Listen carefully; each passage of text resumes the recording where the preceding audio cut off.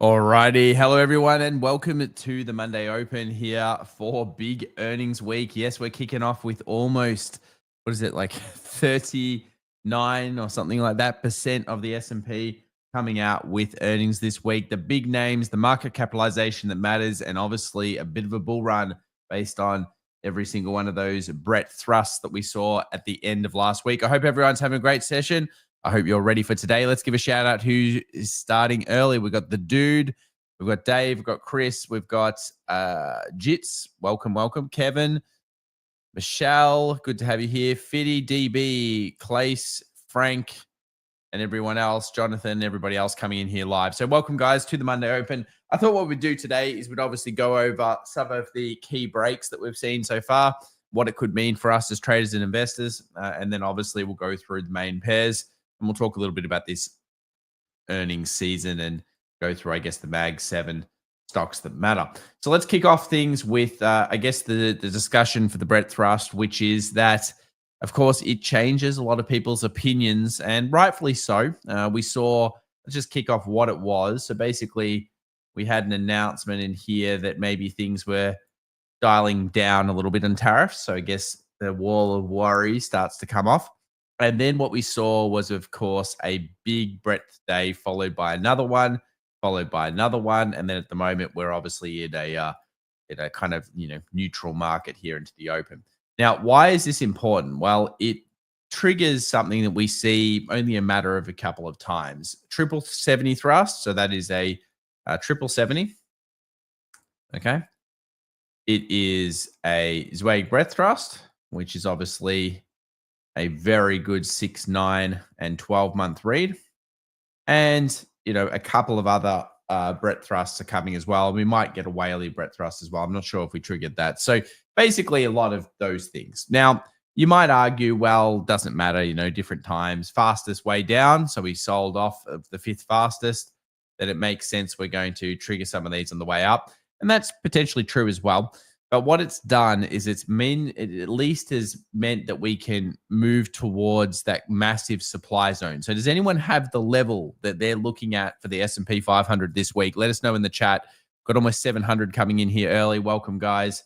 If you could give the stream a thumbs up, that would be much appreciated as well. GTR Rocker says, God, that intro music pissed me off. No worries, man. It's all good. Hey, you should be feeling really good.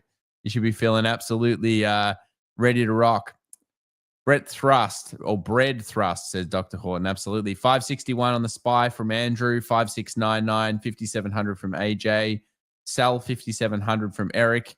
So a few different numbers there coming through. And Chris says, Chow, what's up? 5650 high ends at 5500, 5600. So quite a lot of people going for this. Well, I guess maybe what we'll do here is we'll do a quick poll and we'll see what you guys think about this week in terms of the level. So maybe we'll just do an actual poll for this number. How high can we go this week? Okay. And we're going to go 5600 plus, and then we'll go 5700 plus, and then we'll add 5800 plus, and then we'll give one just down the bottom here, which is less than 5600. Okay, let's have a look. Let's see what you guys think. Vote on that one. There we go. All right. So why is this all important? Well, it's this supply over here. Now, we're using the NASDAQ just an example, but there are basically 3 key charts that I'm watching. The first one is going to be this one. It's going to be around that 19,600 level. And I'm obviously looking at this previous structure here, which has all of those trades in it. Wall Street's biggest sit in this zone. So we know that that is going to be an interesting level on this right-hand side. Now, if we have a look at the SPX, we can see here again, guys, that this is a gap fill from Liberation Day. So that's 5670. We have the most traded zone, which sits around 5600 coming from this and this here. So what that basically means is, again, we have a box area, an area of interest through there. And we just also happen to have the daily 200 sitting right in the middle of that. So effectively, we have quite a lot of resistance, I believe, around this area. So if the markets do continue to rally, just remember the stats. When the NASDAQ is up the way it has been, which is 1% after 1% after 1% after 1%, and it does those for 4 days in a row, the statistics of the next week, not that good. So this is a distinct possibility. And we were talking about this in our Monday macro show, which we do for the private community. And obviously I went to that in some detail, but I thought I'd mention it here to you guys as well, that the statistics, which are in our free video on the weekend, so you can check them out there, those kind of show that even if we do rally here a little bit more, there's a good chance that we're going to hit that resistance. So that's going to be one. Japan Real says here, when the line crosses, Ujema flip. Okay. What I dig about finance YouTubers is they give financial. Oh, okay. I get what you're saying. Well, we're talking about technical potential here, but anyway, I get what your concept is. Any retailers breaking away from smart money? When you say are retailers breaking away from smart money, you mean are retailers getting too bullish? I don't really know what the general trend is out there at the moment. We don't tend to follow those ones, but I would assume people are feeling more bullish. What's the general lie of the land, guys? I know you look and probably watch a whole bunch of different areas. What are most people thinking? Are they most people bullish here? I mean, my kind of thought from a technical level is that you're going to get into that 5,600, 5,670 zone.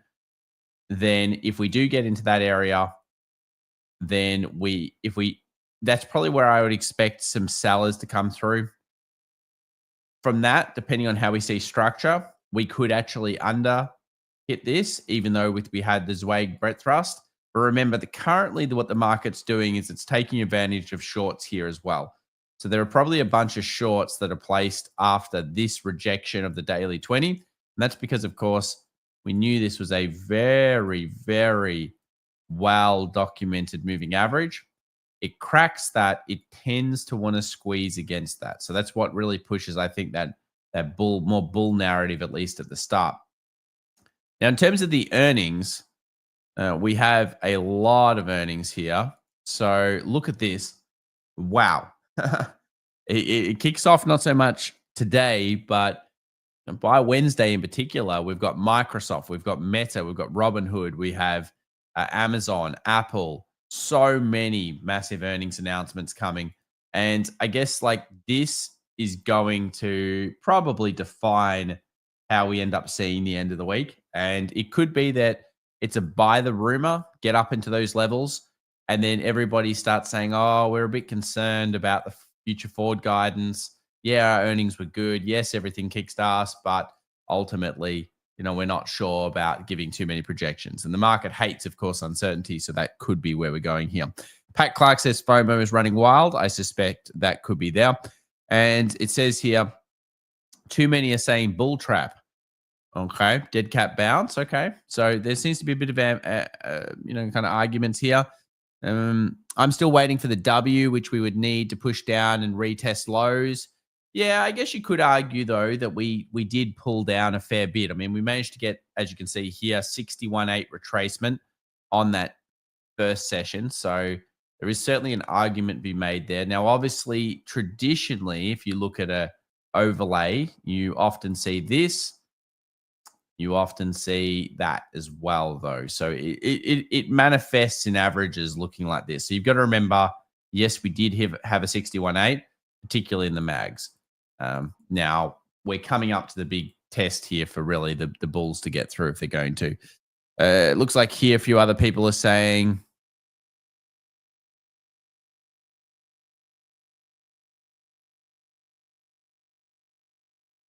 the rally was an idea. We would get a deal, but no deals have happened yet, Tom. Yeah, I know. I understand that, AJ. So that's this comment here. But that happens all the time. So what's your thoughts on MSTR? MSTR is pretty much just based on the Bitcoin. So you just have a look at the Bitcoin. If you think Bitcoin is really strong here, I would say it's probably in supply. It's in our weekend video. Then you'd probably have to say it's starting to hit a bit of a resistance. But if you're looking at MSTR on a chart, the base was quite solid. A lot of people will call it a double bottom from a technical point here. Who would buy these lies? I'm not sure what you're talking about there, Fabulon, but if you're talking about the general information that we're being given at the moment in terms of tariffs going down, tariffs going up, that kind of stuff, well, again, it pushes markets around. This is always how it is. Doesn't matter what piece of news you're getting, whether it's, speculation about bad earnings, there's some good earnings, there's bad earnings, there's good earnings, there's bad earnings, and then you get those massive volatile events. What we tend to find, though, is that ultimately markets will go towards a level of equilibrium. And at the moment, the level of equilibrium seems to be around 5,600, 5,670. If we do hit that level, obviously structure up, make a decision maybe towards the downside. Hey, that could be repeatable. Zero Hedge says retailers are too bullish. Their bankers are still concerned about uncertainty. Isn't Zero Hedge generally bearish, though? I'm not too sure, but I have a feeling it's more of a bearish kind of undertone, if I remember over the years. These are all Biden numbers trickling in, okay? I love the fact that Domino's and Waste Management are in the same day. Be careful with some of those Domino's pizzas. Smart money was selling during COVID and retailers were buying. That turned out to be a great buying opportunity and smart money was wrong. You got to remember, though, that during COVID, particularly the start of COVID, that first March to April period, if you knew how to read bonds, it was truly terrifying. So the bonds were actually freaking out. Like global financial crisis meltdown, full on, like they were melting out. And yes, in hindsight, of course, you can look at it and say, wow, but you remember that if you actually look at what smart money did after COVID, it's actually a really interesting chart. So obviously you see this huge V, one of the fastest recoveries ever. And then it hit the highs and it has like a sell that comes through there. They bought that part back. So did they get the lows? No, but they certainly did push around. And that was a a bit of a mistake by them, but ultimately, they still got in. And believe me, we know that Wall Street and many smart money players made a lot of money. Why do we know this? Because when you look at the richest people in the world, have they become way, way richer since that point? I would argue they certainly have. They certainly have. There's a lot of potential for proclaimed win with adjusting tariffs, but there'll be uncertainty. So I think the thing that I see it here, and what we've been mentioning recently, is that tariffs ultimately create a lot of initial demand. It looks like demand. Things look pretty good, but they ultimately obviously find there's problems on the horizon. So it could be 6, it could be 9 months until we really find out how bad things are, and that's because you've got 3 to 6 months inventory. A lot of companies are holding more than you expect, and therefore it could take a while to trickle through as well. So this market will be on top of those things ultimately. Now let's move over here to this chart, semiconductors versus SPY. Definitely one you want to watch, guys. Now, why do we want to watch it? It's mostly around this downward trend line, which I think is going to be a pretty pivotal bull/bear position to be played this week. Now, I wouldn't be surprised at all if it tries to trigger past this. Remember, this is a combo of semiconductors outperforming the S&P 500. So the market could still get to 5,600 and this could still not break through, because remember, it's semiconductors beating the S&P. That's the combo here. So the downward trend line is currently intact. Very interested to see how this plays. And I think the 0.4 in the future will be worthwhile considering. Comments on transports. I had a look at transports. Actually, it was a question we had in our macro show. And look, if you look at the transportation average, which I'm assuming a few people are looking at this, and it's been common over the last maybe decade for everyone to look at this and say, oh, it's all, terrible and it's preempting the end. Because, of course, if you look at some of the synergies, you've got this 2021 period near the end where we had this weakness coming in transports. And then obviously we ended up getting a sell-off. This fell off a cliff. I would say, though, that I'm looking at rail traffic more so than this. And I find that this doesn't work very well anymore. I know it's commonly used, but that doesn't mean I feel like it works very well. What do you guys think? Do you reckon DJT, in terms of Dow Jones transportation average, work anymore as a forward predictor? What do you guys think? There are pictures of something Chinese diplomats going to the treasury, but they didn't want pictures and keep a low profile. Okay. Have you looked at oil already? No, not yet. Would you explain the side volume indicator bars of buyers and sellers? What do you mean? Where are we? What are we looking here at? Are you talking about volume profile? Not sure what that answers all that questions for. Uh, would we prepare for a surprise downside or upside tariff results on top of the IV realized? So IV will only spike with obviously most likely bad. Well, it could spike off good, but it would have to be damn good.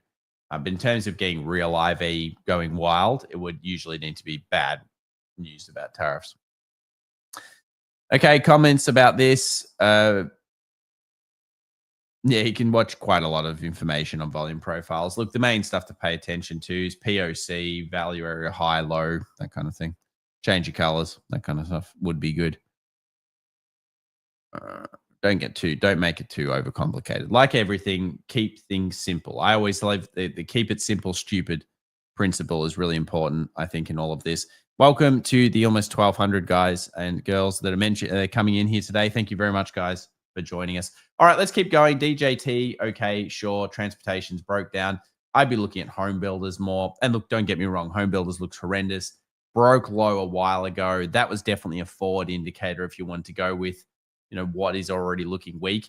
But regardless of that, we've now got a Zweig breadth thrust. We now have a 770. We're now going towards what looks like a big pivotal point this week. And I think that's going to be that 56.60. So let's close the poll here. 42% of you.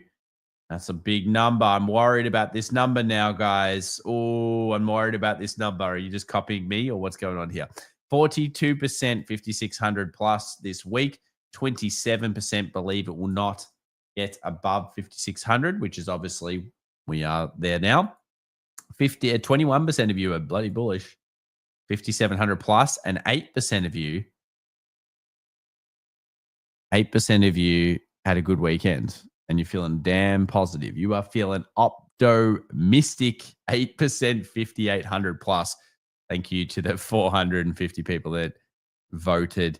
$77, always appreciate you, man. Look, Sandola has been here since 2020. Always comes into the streams every so often. This is a dedicated individual. There's a lot of you guys out there, but you're dedicated individual, Sandola, and always appreciate your donations. So thank you very much. Great to see you still around. AJ says, Tom, if we were able to make a higher low this week, what level would it be at? A higher low. Okay, so let's just go US 500. Remember, guys, one of the things that's really important when you're looking at markets and you've got the VIX as high as we do, so 25 plus, at least in my opinion, you may disagree or agree, but I think a really helpful thing is whenever you get a VIX 25 plus, 30 plus, that you bring your pairs down. Now, maybe someone in the chat can answer this for people. Do you find that helpful when you're trading and investing? High VIX, stressful situation, a lot of stuff going on here in terms of, there's all sorts of news and stuff going around. Do you find it better just to go to the majors, look at the majors, focus on the big markets, and make decisions based on those? Now, I always do because I think it's cross correlation that's key. But yeah, that'd be interesting to see what you guys think. So in terms of the higher low, at the moment we have the higher high, obviously breaching this last week. So if we were making a higher low, where would that make sense? Well, we can actually use a volume profile through here a little bit to get an idea. So you can see there's a bit of a block that's formed up here.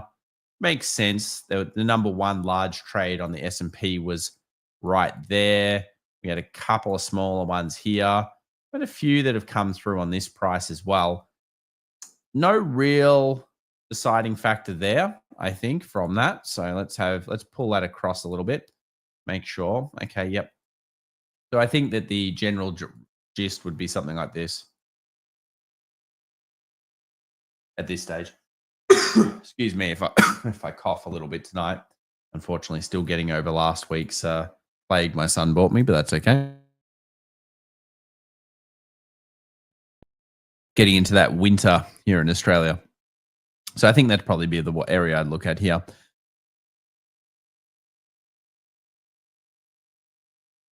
Please take a look at the Russell 2000. Yeah, sure, we can have a look. But again, with the Russell, mostly just using that as a breadth read.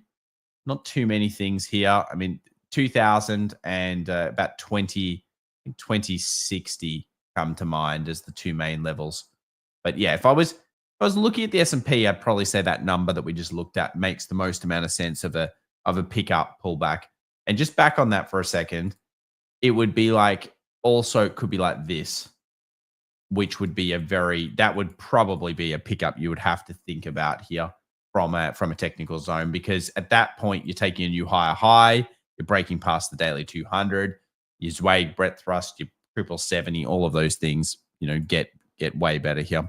Tom, I find it easy sitting on a loss for months if needs be, but struggle with profit taking when I am positive. Any advice? That sounds like you're probably doing more position based trading, or maybe even trade vesting, where you buy a position, you think it's good based on fundamentals, technicals, and all sorts of things, and you hold on to it. I think the thing is that you have to have, when you're getting into that position, what's your plan? So, for example, let's use gold. We'll do some analysis on gold. Obviously, you guys know I do love me some gold. And don't get me wrong, I'm a bullish person on gold, and there are very valid reasons that people have now figured out here. However, what was my original goal, guys, in the chat? Before I unveil what my original goal was, what was my original number that I said for like 2 years straight, blah, blah, blah, this number, blah, blah, blah, this number, at least in terms of my own opinion. Could we rally up and then come back down to current levels as new higher lows? Tyler, that was exactly what we ended up coming to the conclusion of. You're an Aussie. Of course you like gold. Yeah, I watched, actually, well, the funny thing is, even if I am Australian, which I am, I remember watching more gold shows in the US, and man, some of those were bad, but they were still entertaining. But geez, I still remember, I think it was Gold Rush. That's on Discovery Channel or something. And I remember the first season, and I was like, how is this even television? There's just like people that didn't even know how to like use a sleuth box. it was pretty funny. 3,000. Yeah, that's right. And of course, I had 3,000 and 3,600. That's right. So my plan getting into gold was that I had this long-term vision based on many reasons for 3,000 and 3,600. So therefore, that was my take profit target. I was going to take some off, and I did it. So you got to kind of like follow that plan. Now, I guess if you're saying like, what would you do in stocks or anything? If your plan was to get into Tesla and sell it at 280, if it hits 280, at least you've got to scale back some, because that was your plan. And if you don't do that, then you can't trade anyway. It's just a pointless waste of time. Now, if you're going to invest and you find that hard to take profits, I think you need to figure out probably a fundamental based strategy of taking profits, because a lot of stocks will be ultimately in uncharted territory in bullish positions, and you're going to have to say, okay, I'm going to take it off when ratios hit past my extremes of whatever that may be. Now, I do have strats about that in my advanced course, and I talk about it, but ultimately, you need a plan. Now, with gold, by the way, we obviously saw it fall off. I suspected, or at least we suspected, based on our good analysis together, guys, that we were probably going to head for this type of thing. And I don't really see any signs that I like just yet. I'm thinking 3,200 is a possibility technically here, and even as low as 3,000 still a possible technicality. So, yeah, not bullish on the current position in gold. Not to say, I don't think gold's going to 3,600 or even higher in the future. I just think it's going to having a sleep for now. Silver still holding a higher high. So I'd like to see this hold above 3,170. I don't know why this keeps resetting every time I come into it. I've got to wipe this thing's settings, but that's okay. It's got these strange things that I don't even know where they come up. But you can see here, silver, you've got the higher lows, and you still have a series of higher highs, higher lows ultimately. So Silver's a little bit different to gold. I feel like because of the silver gold ratio being so far behind, which I show on the daily all the time, daily show that is. If first time here, we do a daily show. I'd highly suggest this year you sub to that. You can see here that even though this was historically underperformed, we're back in this area. And if you go back all the way through history, silver's one of the cheapest rates it's been at gold for a very, very, very long time. And that doesn't mean it has to go, but it certainly adds to the allure of that of the shiny metal. Now, also dollar coming up here around this support, that also helps the idea that gold might be in consolidation for a little period. Now, someone mentioned oil. What do we think of oil? I think it's a hard geopolitical trade, but obviously the technicals would look like an inverse head and shoulders. You can see here the neckline. You can see here, I've got a little alert above here because it's been consolidating or coiling here for a range. And I'd like to see it break that zone so that we can get back into the maybe even 70 a barrel, which would be pretty cool. What's your take on Tesla earnings being so bad but rallied an insane amount? Yeah, I've actually done a speech about this a few years back, and I talk about it quite regularly. It's a pretty common occurrence. It's basically you've got to look at the left-hand side is the key. So whenever you're coming into an earnings result and a stock has been coming down hard, and I think another case of this was Meta when it went under $100, and that was one of the ones that I talked about in that speech, and I've got plenty of examples. But anyway, it's basically you've got to look at the left-hand side. People try to logically think about things in the stock market, or at least in their version of logically think about things, and they always say, "Oh, have you ever said this? It doesn't make sense. The stock market is stupid. Wall Street are idiots," and stuff like that. No, you're the moron in this case. And the reason why is because you've got to remember the stock was down 40%. Not you, by the way, Dash. I'm just saying, like, in general, like when you say those things, you just don't understand what the market does. So the market comes down 40%. Everybody's negative on it. The bonds are not the bonds, the options are absolutely ballistic in terms of the amount of puts. And we hit this kind of key level, such as 200, 220, and everybody is betting against this thing right now. Everyone. And you've got to remember the left-hand side is so negative. It's down 40%, that you could have a really, really, really bad result, and it could still rally off some future projection of something. And in this case, it was used as robo-taxi. That's the excuse to go up. In essence, it's just an unwind also of price, because everyone's so negative on it. You end up being very profitable for the street to go onto the upside. Does that mean that this is justified? Maybe not. It might just stop here and $300 is all it can get to and it goes back down. But I think the thing is that we come in with a preconception. What that usually means is one of my favorite sayings. Can anyone guess what the saying is? Why did Intel have such a bad performance with these big contracts? Who knows? Intel must be managed terribly. I mean, they've got a new CEO every 2 years at the moment or something. I find it ridiculous that oil is down, yet gasoline price remains high. Politics. Absolutely price gouging. Yeah. Well, you got to remember, oil is the most politically driven commodity in general. React, don't predict, not that one. If it's in the press, it's in the price. Yeah. So if it's in the press, no worries, Dash. Appreciate it, man. So in this case, I think we were definitely fed the concept this stock was going nowhere good. And look, again, logically, you could say sales are down in certain areas of the world. Okay, sure. It was a terrible result. Everything's terrible, maybe. But it doesn't change the fact that the street is a profitable position to go against such negativity potentially for a little while. So it's like an unwind. And that unwind could also end up being an actual positive action because of, I don't know, some news, robo-taxi, some new contract. Who knows? Doesn't really matter. But just remember, left-hand side would be the key there on this one.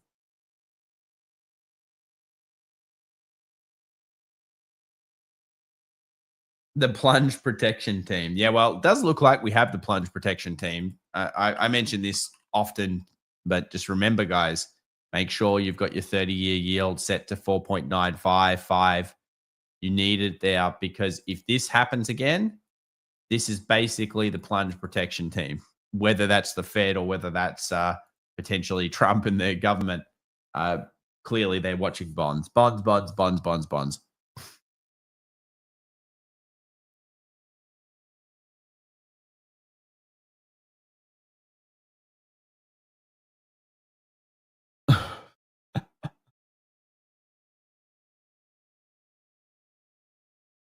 Sell your gold, TG says. The worst is over. Gold, not really. I mean, people just think it's all about the tariffs. It's got nothing to, this is the thing. If you've been watching for a long time our show, gold is a multifaceted beast, okay? And it is very good in geopolitical tensions. They're not going to stop. It is very good in stagflation. And it's a possibility. It is very good in a massive interest rate cutting environment such as a recession. Could happen, couldn't it, guys? In fact, I'd love to ask this question. Here we go. Let's do this right now. I actually want to ask you guys. You are smart boffins. Here we go. I tried to write yes, and I wrote res.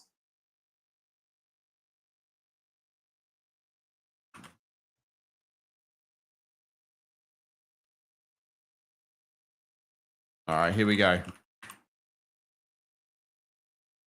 Recession next 12 months. Yes, no. Simple answer, simple question. Been looking at gold since I was around $1,300, so $1,300. Regret not buying every time I look at the charts. It's okay. Look, and I think that you've got to remember when gold was back in the 1300s. Back in the 1300s, if you get what I'm saying, it wasn't that easy. Look, it's a while ago, by the way. 1300 is back in over here days, 1819, and you might say, well, that's not that far away. It's actually 6 years. My favorite saying is buy high and then I sell low. Well, you can at any point in time change that. Why don't you do that? You just got to flip that mindset, sir.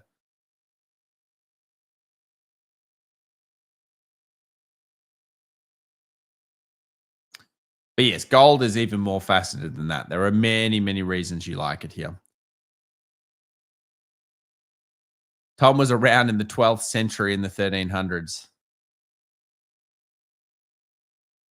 When you look at those old pictures, you ever see those films and those TV shows, and there's all those pictures of there's this guy like wearing a beard, and it's the same guy that's in the 1700s and then the 1900s and the 2000s. Yeah, it's like me just sitting there with little gold bullion sticks in the background of all the most important things in history. Tom found the first gold nugget. It's possible. Didn't I tell you about that time I met a pharaoh? I was in those Nubian mines, guys, or whatever it was. Look at what happens to WHR stock since people bought new appliances in 2020 and nothing since. Okay, let's have a look. Whirlpool. Are these good appliances, guys? Should we be buying WHR appliances? I'm assuming no, if they're the same company that's here in Australia, but maybe they're better in America. Whirlpool. Doesn't look like anyone wants to buy appliances anymore. Back down to the ground. But yes, it's a good representation of obviously a demand outstripping kind of supply, and then supply coming back in line, competition getting fierce, white goods, who knows, probably rebranding, all sorts of things. Hi, Tom. Any tips on how to play earnings for both stocks I hold and I don't? Well, stocks that you hold can be very difficult because you're not going to put protection for them. Stocks that you don't hold, most of the strategies, frankly, they're the best, are usually credit-related option strats. We have covered them before. I was thinking of doing one this week, maybe on a couple of stocks. Let's have a look at a couple of the big earners this week. So, like an Apple here. So the problem with a lot of these stocks is they're all heading into these supply areas. So we've obviously got supply, all in here. Uh, so yeah, let's just have a quick look. How would you do it? Generally, you would look at the IV, so the implied volatility of the stock, and then you would see whether you'd probably track it over every single one of its earnings results, and then you would say, okay, well, what are the predominant movements? What does the market think it's going to move this time? Maybe tariffs and all this concern about the future guidance change things, and then you can potentially play like a crediting spread. But that's predominantly, or credit strategy, predominantly the way that people usually do it. My favorite way is usually to wait till after. So what earnings can do is they can, if you follow enough of them, they can open up actually either positional buys in the future for pullback, or they can even open up buys based on poor earnings when things go down to where you can see they're in a repeatable technical process. So I find like the best thing about earnings is usually the patience to actually wait and then find an option, or the options themselves. But if you're going to do options before earnings, make sure you actually know what you're doing with options. Otherwise, you can get absolutely smoked. LV Junk and Hauling says, where do you think TLT is a buy? I'm not going to give you exact prices because I can't do that. But what I will tell you is that 30-year, 20-year seems to be a put level. So what that means is that when we're hitting that 5% on the 30-year, it seems to be, because that's where obviously, not even arguably, I guess Trump did blink. He went, whoa, what happened to those bonds? They looked very nice this morning, but they don't look very nice right now. Take the tariffs away. Well, I'm pretty sure somebody probably got on the phone. Dude, have you seen the bonds? It's about to explode. He's like, roll them back. 90 days. So 5%, that is clearly some form of breaker. And the market obviously knew this as soon as they saw that movement. And you can see that treasuries were trading around this point. Now, obviously, treasuries are made up of two things: the risk of the US government sovereignty and yields. Now, some of you guys, or a lot of people out there, ironically, have all been saying that it's the end of treasuries and the end of US sovereignty and the end of this and the end of that and the end of days. And look, I think, you've got to put together, the financial side of things. And you've got to remember that treasuries, US treasuries, have always been considered for a very, very long time to be the A class standard of the bonds. Now, I remember, and I'm sure most of you guys do that have been trading for a while, when no one would touch, let's say, a Greek bond. No one would touch a Greek bond. Yet on the market at the moment, it's fantastic. We love the Greek bonds. Personally, I still wouldn't touch them. But, the point is that things change. People change. People's opinions change. And it's hilarious because, of course, we saw treasuries get one of the biggest upticks of flows ever as soon as we saw that backflip kind of component. So around this 86 to 88 area is pretty decent from a technical level. It's pretty decent from a technical level. So certainly quite interesting indeed. Now, is it a trade? Not really. You can't treat it as such. Are there risks? There always are. Most of the appliances were made by NVDA anyway, just slapping brands on everything. Yeah, well, that's most of these stocks nowadays.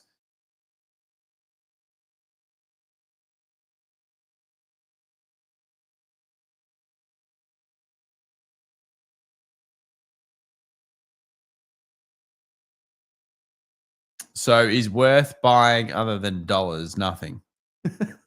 I assume you're saying basically you just want dollars and treasuries. Yeah, that's valid if you are concerned about what these tariffs, if they continue to sit on even at 10 and maybe, let's say, ultimately. Actually, what do you think the ultimate tariff's going to be on China, guys? I'm going to give my number in a minute. That is global, or whatever you want to call it, like the current one that covers it all.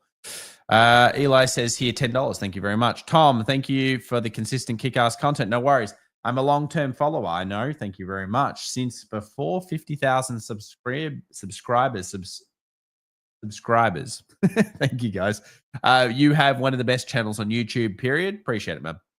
Thank you very much for your $10. Thank you for sticking with us since 50,000. A lot of you guys have. Appreciate that. Total 35, 50%, 20, 20, 25, 10, 30, 45, 25, 25 and 30. Yeah, I tend to agree. Big 0% on Chinese autos, or was that 100? Yeah, I would think Chinese autos might get higher. Tariff 30, 40, 25, 30. Yeah, I think I look, I was going to say 25. So interesting that a lot of you seem to be 145% just consistent. So yeah, Treasury is pretty good level. We'll see whether, I do think that there's clearly some form of bond line going on right now. Can we get a futures update? Futures for the S&P, it's just sitting right now 0.14% up at 14 minutes till the market opens. 55.30 currently, sir.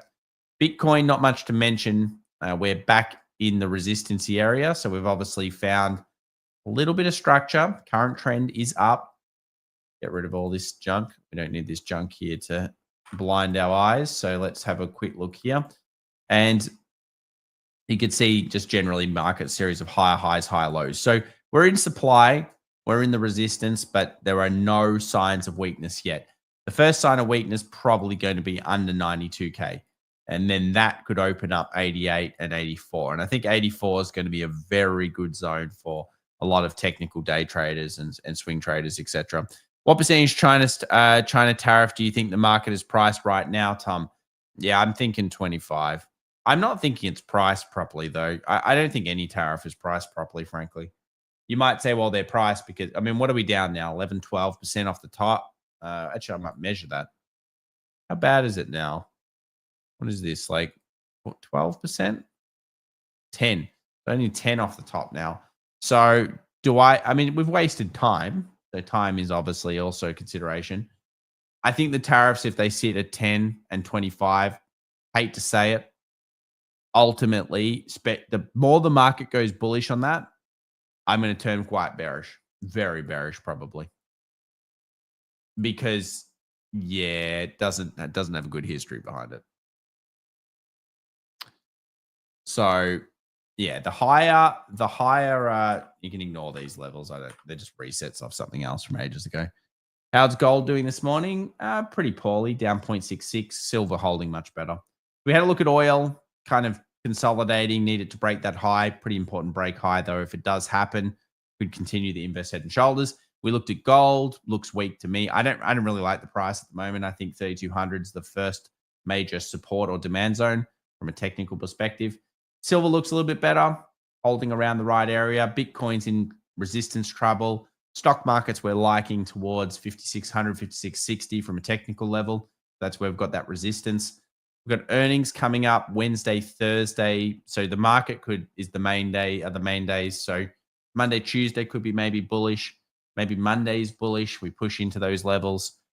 Do remember the stats are very bad towards the market after we get the types of days we've had stacked on top of each other. So just to repeat that, if we have a look at the NDX and we go to the daily, we had a gap up, one big day, 2 big days, 3 big days, 4 big days.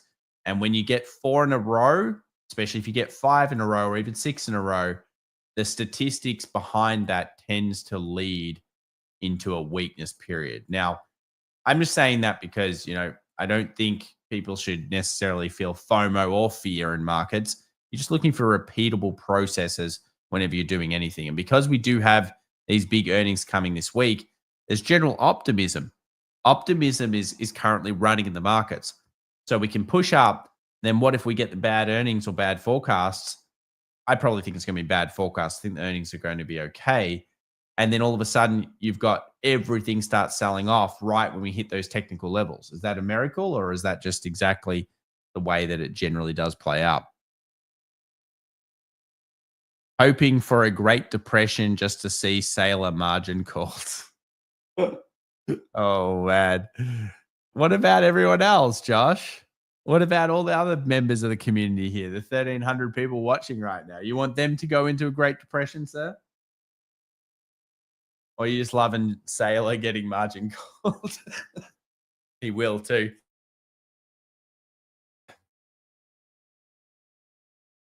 Why is it that for some reason I thought Sailor and that McAfee guy were the same person for like 5 seconds? Did anyone else ever think that? I don't know why that happened to me once. Someone showed me, and I was like, "Is that the McAfee guy?"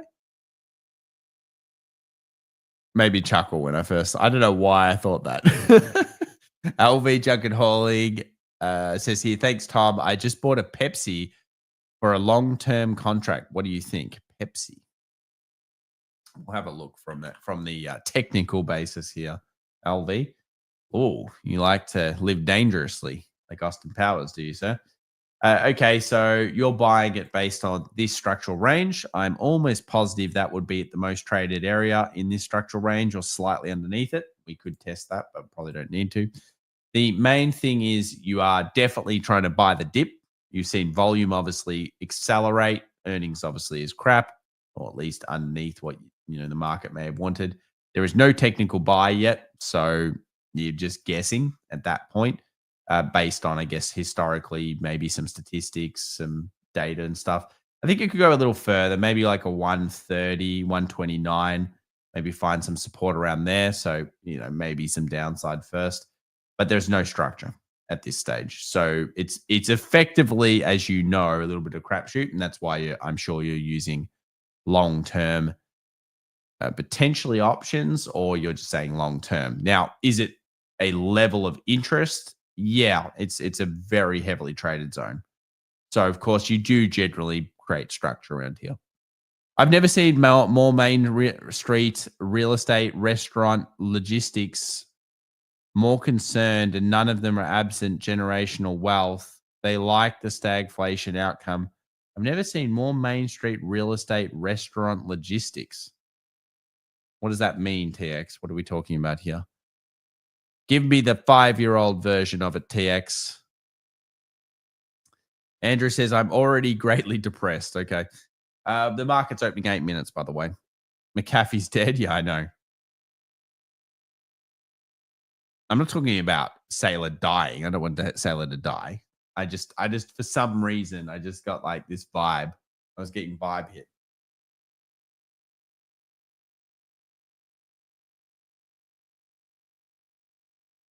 Tom, a few weeks ago, you're pretty bearish on PLTR due to heavy red weekly close. Yeah, I thought it would break up after that. So my thoughts, let's have a look at PLTR. And I know it's where it is. Nothing changed. I still think the exact same thing. So basically what I thought was down here, then I thought would rally. I thought would hit here. So what's that, about 110, 108? Yeah. So no, it's following. I don't mind if it goes up here.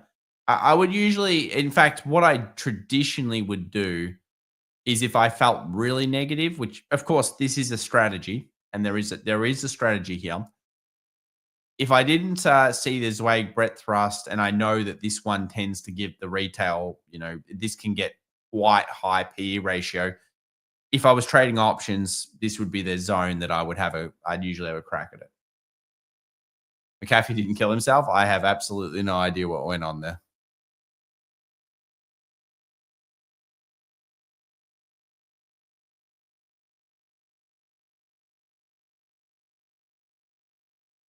So this actually, nothing changes. I was negative on it because of the blow off. I traditionally usually look for 1 to 3 months of stabilization, and then, it is in dumping and dropping. I guess actually it's been off for quite a while now, if you think about it. But yeah, usually this is the same area I would attack it. But it's about a repeatable process. So what you've got to understand is whatever you're doing in trading and investing, it doesn't matter whether you're always right or you're always wrong or whatever. We trade a lot of pairs. Is there a repeatable process to this stock?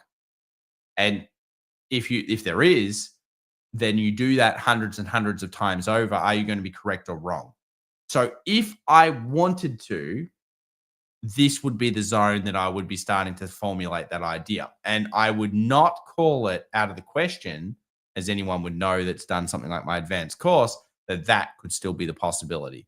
And in fact, that's what I'd be planning for at this point, if I was going against it. The problem with PLTR is you guys that love PLTR get very, very hyperactive on it.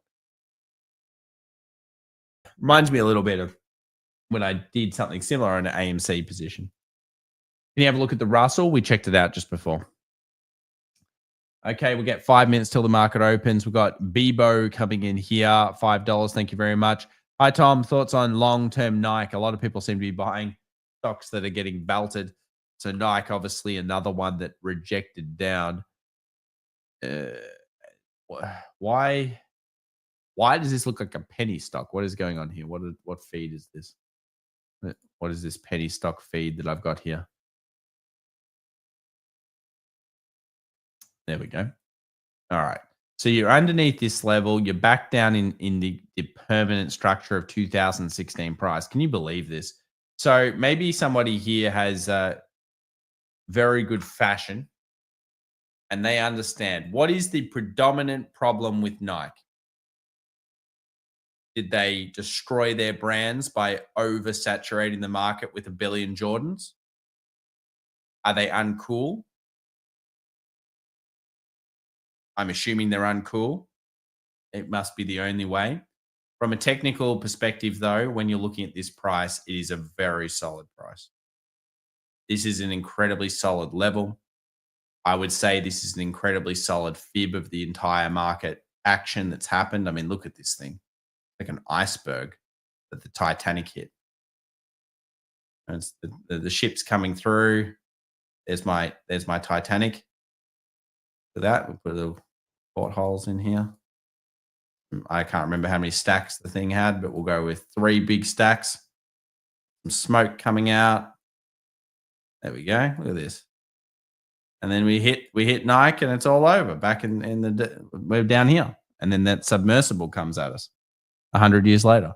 So yeah, from a technical perspective, it's an excellent level. It's the only logical zone that you would be having a go at. From a TA standpoint so far, nothing in terms of structure. So you have like kind of like an island and you have the possibility of gapping up off some good news. And if that happens, that could be a really cool sign. So, whoa, geez, that was white screen. 3 minutes till we open. Thank you, Bebo. Appreciate it. Good luck. Solid level. Let's find out whether, maybe it needs to get cool. Again, I'm not sure. Let's have a look at what the chat has here. The chat says, is AMD garbage? It's not garbage. Yeah. PLTR will have quality earnings, shoot up, and then sell off and come back and then go to $85 again. Okay. Nike went all in on direct distribution.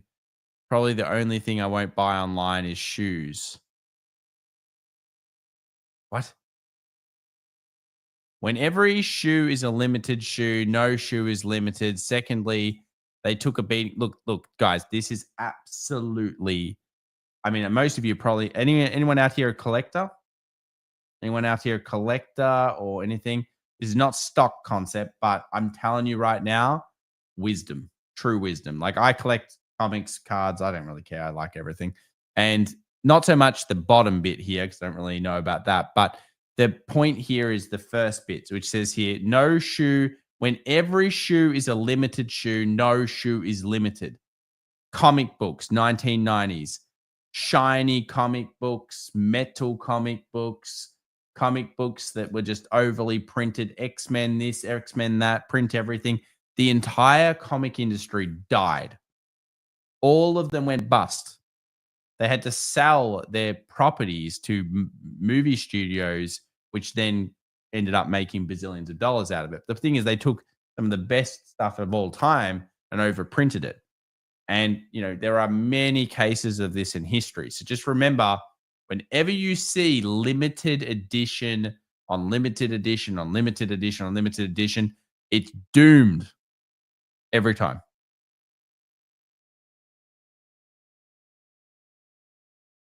And that's what happened. You must live in Melbourne, Tom? I do. I don't know how you know that, but I'm assuming that means that is that some fashion thing or something? Okay, we are open, guys. Let's have a look here at the open. So we've got the market coming in at 0.14%. We'll get to those other questions here in a second. 5,600 to 5,670 is the current target zone that we've kind of seen here from a technical level. I'd like to hit it pretty quick this week so that we can go into earnings at around that point, and then maybe the bears will come back out at those levels. That's the thing that makes the most amount of sense since we've seen the rally. Obviously, this week's things that you should watch. Check out the video on the weekend if you haven't watched it already. Swag breadth thrust, 770 breadth thrust. They are positive signs. We will have to see how that all plays out. I don't expect earnings to be shocking. It's the forward guide, so that's all that really will matter. And at the moment, let's have a look at these stocks. So the Mag 7 stocks, Meta up the most, up 2%. NVDA flat, so still trading 110, not even close to them all trading, most traded zone. And then, of course, we've got Google, Apple, etc. So some interesting stuff there. Ian Q. Ryan, $20. Good day, Tom. This should help with the cat's pastrami sandwich. Yes, Ian. Yes, the cat's pastrami sandwich. That thing looked good. Except the bread didn't look good, but the pastrami looked amazing. Thank you, Ian. I will write that down. Cat sandwich coming up next time I'm in America. Rab says here, BTC.D to 72%. So this is BTC dominance, I assume. Yeah. BTC dominance, 72%, which is that a catalyst number? Not really. So just strong dominance. So it looks like the catalyst, you mean it's going to 72%. Yeah, that would be around correct. We will actually mark one up there. Thank you very much for the $5. Rav Z, appreciate it.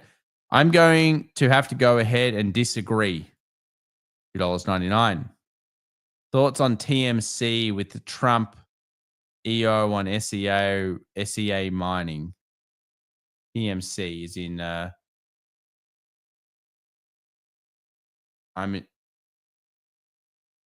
when you say TMC, which one?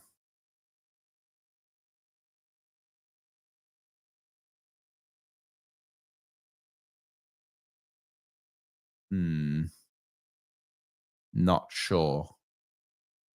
Is it a crypto? Used to be, but got boring collecting. Yeah, it's always about that same thing. It's kind of like Pokemon, just print the same Charizard 700 times all the time now. Tom, do yourself a favor and buy a smoker. There's nothing like slow roasting meat. What about a Weber? I have a few barbecues. It's all good. TMC, the mining company. Oh, okay. This one, the metals one. Okay. The metals company. So it's a bit small for my liking, 1.18 billion, which is not ideal. The reason I say that is because whenever you have a small business or small company on the market, you can't really use technical analysis for it, especially if it's an IPO that hasn't gone on for too long. So this looks like it was maybe of the SPAC generation. There's a SPAC, looks like a SPAC. A $10 SPAC, bottomed off, finds a rally here. Look, that's a good rally. It's obviously coming on very good volume. But I would say overall, probably nothing of interest to me. But from you, maybe the breach here is key. We've the strongest weekly close, which is a big deal in my opinion. The monthly is going to probably end up very strong as well. That's a big deal. So maybe it's turning, but I think that's a fundamental one more than anything else. Stock ticker on Weber. I don't know. Is Weber actually a company that's traded? I doubt it. I thought it was probably a little private business. Chinese invasion of Taiwan makes the stock too risky. He's talking about TSM in the other case. This is TMC, he said. FSLR, please. FSLR. First Solar. I haven't looked at this for a little while. Actually, pretty good weekly close. Yeah, that's actually a very nice pattern. Oh, all these solar stocks. Yeah, that's actually a really nice pattern, man. Got a great low, got a great steal, got a fantastic kind of breach out.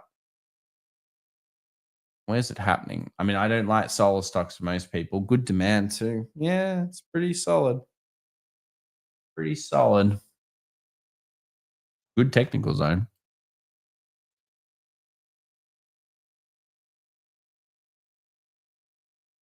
Okay, no worries, dude. This is what dude said. So maybe that's there of interest. What do you think of XLV? Well, XLV is obviously getting a little bit of a hiding from certain things, but nothing really changes. My plan is that XLV should beat the SPY this year, and that's what my plan is. So I'm looking for it to hold its own versus the S&P, and so far so good. It's been doing still not one of the worst of the year for sure. I don't mind the base. I think the thing is that a lot of these healthcare businesses are going to make a lot of money. Even though I hear all this stuff about tariff this, tariff that on it, ultimately I see it being deregulated and there's going to be, some serious money there. I would stay away from silver if the dollar strengthens. Theoretically, you would be generally correct, but I'm thinking silver could decouple. Philip Morris. Why are we getting asked questions about cigarette company all the time? What do you think about Twilio? Haven't looked at that one for a while. Have a quick look here at Twilio. Probably won't check Philip Morris, but thank you for the question there. Weekly. Yeah. Okay. I mean, it's like every other one of these stocks. That's why we're not looking too much at singles and we're focusing here. Remember, VIX is high. So really it's just about this chart here. This chart here is all that matters. S&P, S&P, S&P, S&P, some bonds, some other things. What do you think about India right now with the Pakistan situation? I'm not a geopolitical expert in terms of those situations of conflict. I think that if I was guessing on that one, I would say it will ultimately simmer down. But right now you could say I'm insane for saying that. I don't know, but that I usually bet on cooler heads will prevail in most cases. It's the better option to stay optimistic on that one. It has historically been a very, very good position to hold as well, to say cooler heads will prevail in the current market situation. Obviously, I was going back into the 1500s or the 1400s or during the Egyptian reign or the BC era, I would probably bet on war in a lot of these cases because that's what actually happened back then. Do you think Fed will cut rates in May at the FOMC? Hmm. Does it really make any investment or trade change to my opinion? No. See, I don't really have too much of an opinion on that being a strong buy or sell market. So I don't really think about it too much. I know a lot of people think it matters, but a lot of the time it doesn't. What do you guys think in the chat? Let's answer this question here. We've got the poll. 70% of you said there will be a recession in 12 months. Wow. Take a snapshot of that. 745 votes. I'm going to do a big poll on this one. Make sure to answer it again. 70% of you think there's going to be a recession over the next 12 months. Wow. That's a high stat that you believe that. Wow. If there's a recession in the, I don't understand this one too much. Like people say a recession in the US or the world. What do you guys think about this one? It's not on you, Andrew. A lot of people have been saying this to me. And then they're like here in Australia, people are like, oh yeah, the US. Like I asked somebody yesterday, and they said, yeah, Tom. I said, yes. They said the US is going to recession. I said, okay. I said, what about Australia? I said, no, man, no. No. I said, what do you mean? He said, the US is going into recession. I said, yeah, what about Australia? No. I'm like, oh man, you don't understand anything. What are you ridiculous? We're like a little peanut. We're a little peanut over here in Australia. We've got some nice furry animals to share with the world and some crocodiles and some nice furry spiders. But I'm telling you what, I don't think we survive not going through a recession if the US goes through a recession. Too funny. Uh, all developed markets will move together. We're a globalized, world. I know we were deglobalizing inverted commas, but the thing is that if the US goes into a recession, the world, except maybe China, which already went into a recession, so therefore they might kind of float off into moderation. What about the last time? So for the Australians out there that think we didn't go into a recession, we actually got smoked on the stock market. The reason we didn't go into full blown recession was we sold all of our metals to China, and China were going through an economic boom. So we got saved completely. Absolutely, completely. It won't stop us this time. If everyone thinks that there's going to be a recession, then it's even less likely it will happen. That's my opinion. Generally, you're correct. Tariffs didn't do it. The printing of fiat did. Yeah, you're correct. Tariffs are not a representation of a recession. They can cause further damage to an already damaged debt system, which is what we live in.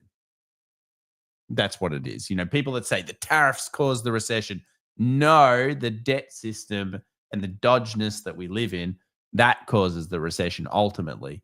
The tariffs exacerbate that, just like other things do as well. Michael says, now that 70. Whoa, whoa, whoa, whoa, whoa, whoa, whoa, whoa, whoa. Don't be gaming the system there. All right. So, anyway, the markets are up. This is probably not unexpected.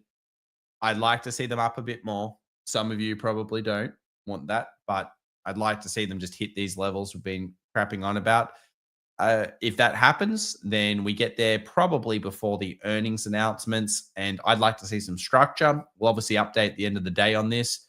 I know you guys want to go back into the normal viewing of going through each stock and having a look around and finding and stock picking and these things, but we cannot look at those until we get this VIX down and until we really figure out the structure of whether we're back in bull or we're still in a potential recession bear bust. Remember, we did serious damage to the economy in terms of, to the market structure, not necessarily the economy, in terms of what's happened recently. We thought we would get a 10 to 12% pullback this year in Q1. We ended up getting 20%, hitting a bear market technically. And while that's not unusual at late cycling, the way we've done it is very weird. So the fastest, okay, that's not surprising. The way we've done it, though, the unpredictability and therefore the uninvestability for a lot of people is a concern that I do have about, how high can these markets go. So at this stage, remember, buybacks are back, even though they're way lower than they should be because of the tariffs. So that means every time you get these stock announcements coming out, buyback windows then open up again, which is a bullish force. CTAs have been purchasing again. All of those things obviously are causing it through. So that's pretty good here. Buy Fartcoin and drink mojitos. I'm certainly not going to be doing that. Great show as always. Tom makes Monday so much better. Appreciate it, Chris. Thank you very much. FX Evolution, can you be honest? Do you think we'll hit SPY 560 or 570 by the end of the day? Can I be honest? And then do I think that we will hit SPY 560? I don't know. You wouldn't. Can I be honest? I think those levels are going to be hit. No, I don't think you cannot play the market like that. Consistency of repeatability is not about necessarily your prediction of the close of a session. You've got to think about it as what are the statistical likelihoods that you're going to do this a certain period of time based on a certain amount of strategies and knowledge. Like, could it happen in one day? Yes. Could happen in 2 days as well. I think that statistically this was always more likely, which why we've had that level sitting for a bit. But you can't predict one day you're going to hit 560 or 570 by the end of the day. That's too high and there's too much stuff. NVIDIA big sell-off. Semiconductors are where the war is right now. which basically means that this one here, semis are the hardest to get through, which is why I've said, and I said it before, that I'm watching this semiconductor SPY quite closely, because see how here today it's not even up as a combo. So the market's up, but semiconductors are not coming along. And that's because if China wants to retaliate tariff against the US, they will cripple the chips, as in the parts for the chips.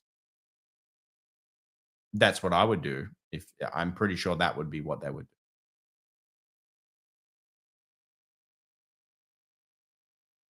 What are you most excited bullish for in May? I'm not looking that far ahead yet, even though it's only a few days away. I'm looking at the structure here of 56, 56, 60. Tom, why do you think BD diverges with the SPY? I don't think they're that linked. Sometimes and goes with it other times. I don't think they're that linked. It's like people claim that gold and the SPY are linked. Risk on and risk off are linked. That is, asset classes are linked to global sell-offs / global risk ons. But to say that Bitcoin and S&P are linked, I don't believe so. I think Bitcoin is a proxy of money print, ultimately. No other cryptos like that.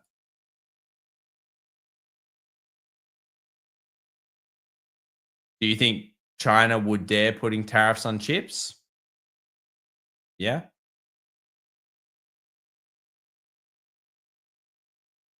Depends what they've got. If they have something, then yeah, of course they would. I mean, I don't know, but I can imagine that would be possible. The thing is, we all realize this, yeah. AI is everything. So pretty much for the next 10 to 20 years, some version of AI, wherever we are in the current innovation cycle of it, is everything. Right now, we're in hardware phase. Okay. But eventually we'll be in implementation, products, etc., etc., etc. Tom, good read on China controlling semiconductors. That's why Intel could finally take off. It's certainly a possibility. Look, you just got to remember that there's a pseudo thing going on underneath between every country in the world. And it doesn't matter where you live in the world, it's just the pseudo thing. And that is AI. Every country wants to be the winner of AI. Why wouldn't you? Create a neural net. Man, you could own the markets. You could do a lot of things. So it's very important. Have a look at Intel here. And obviously there's the W word. Yeah, I mean, Intel is clearly at a good base, but it's really just that. I mean, it doesn't mean it's the greatest investment of all time or anything. We have looked at it many times on the show at these levels and still around here.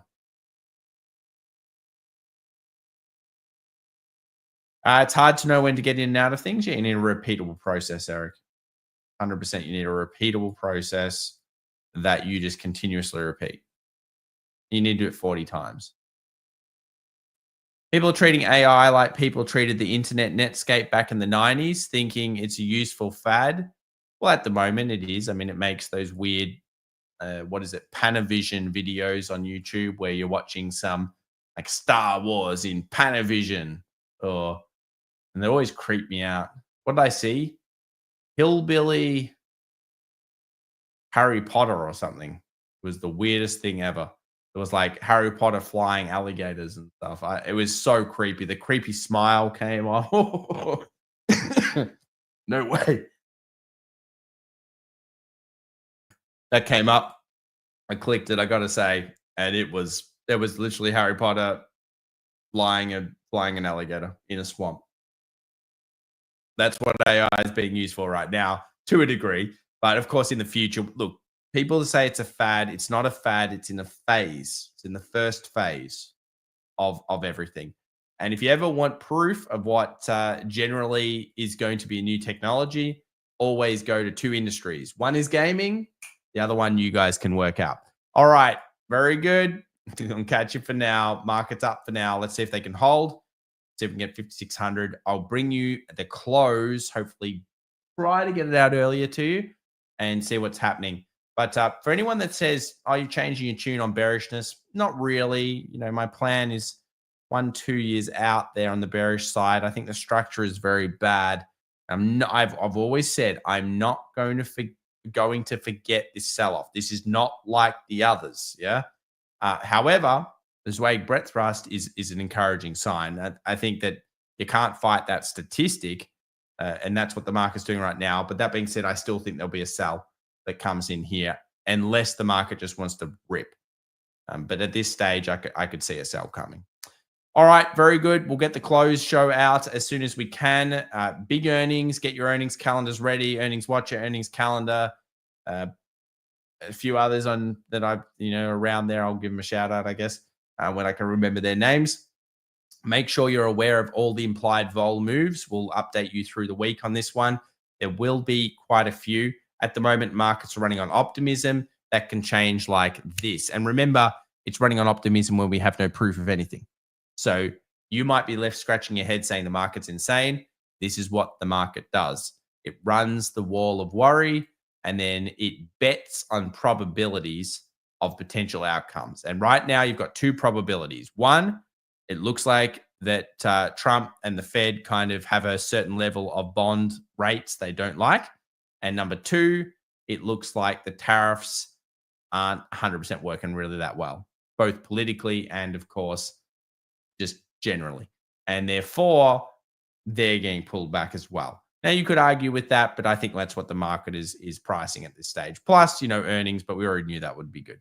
So, all right, guys, have a good start. Let's see what we can do. We'll come at you next Monday as well. I'll see a few of you in the private community tomorrow for the open, and I hope you enjoyed the show. But basically, this chart, US 500, that's what's up. We'll see you next time. Bye-bye.